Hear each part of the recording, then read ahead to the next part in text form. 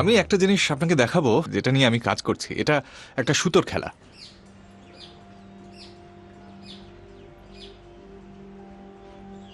স্বামী মন্ত্রা থেকে শেখা এই খেলাটা আমি একইভাবে করে চলেছি গত ৩০ বছর ধরে। তবে ভারতে সময় কাটানোর পর আমি এর একটা নতুন ভার্সন বার করলাম।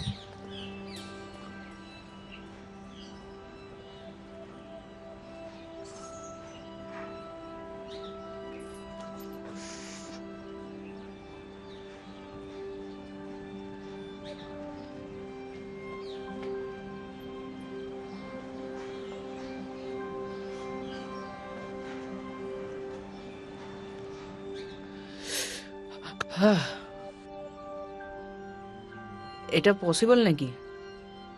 কি করে হলো? যদি এটা এখন না করি আর কখনোই হয়তো করব না।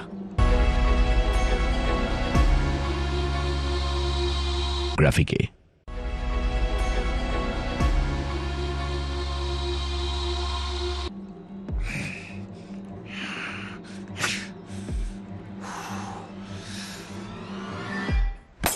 দারুণ। আরে দেখতে দিন, একবার দেখতে দিন। আরে রক্ত বেরিয়ে ক্যামেরাতে দেখা যাচ্ছে না। হ্যাঁ,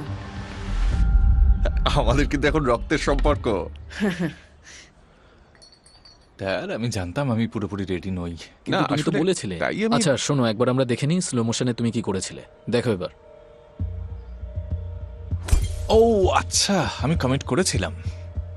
তাহলে কমিটমেন্টটা আসল সমস্যা নয়। আমি আসলে হাতটা কিভাবে চালাবো সেটাই বুঝতে পারিনি।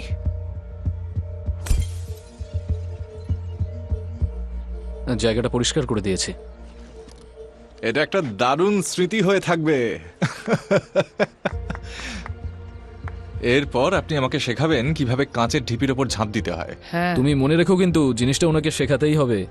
হ্যাঁ হ্যাঁ শিখিয়ে দেবো। আরে ওটা করলে তো এত বেশি রক্ত বেরোবে না। না না না না না, আমি পরের বার যখন আসবো আবার তখন শিখবো। আচ্ছা আচ্ছা। আমি ভারতে এসেছিলাম এমন জিনিস খুঁজতে যা সত্যিকারের, যা আমি ভেবেছিলাম করা সম্ভব নয়। কিন্তু আপনি যখন এটা করলেন আমি ব্যাপারটা বুঝতেই পারলাম না। তবে আমার মনে হয় এটা আমাকে অন্য কাজে সাহায্য করবে। যখনই আমি যাই আর নিজেকে জোর করি এমন কিছু করার জন্য যা আমি জানি বিপজ্জনক, আমি তার মধ্যে একটা অন্য সৌন্দর্য খুঁজে পাই। Thank you Deepak. Thank you. হ্যাঁ, আমাদের গ্রামে সবাই বলে রক্ত যদি বেরোয় দেখুন, যে রক্ত দিয়ে স্নান করে, মানে জল দিয়ে যে স্নান করে সে কাপড় বদলায়, কিন্তু যে রক্ত দিয়ে স্নান করে সে ইতিহাস বদলায়, যেমন আপনি। এটা কিন্তু অসাধারণ বললেন। Thank you.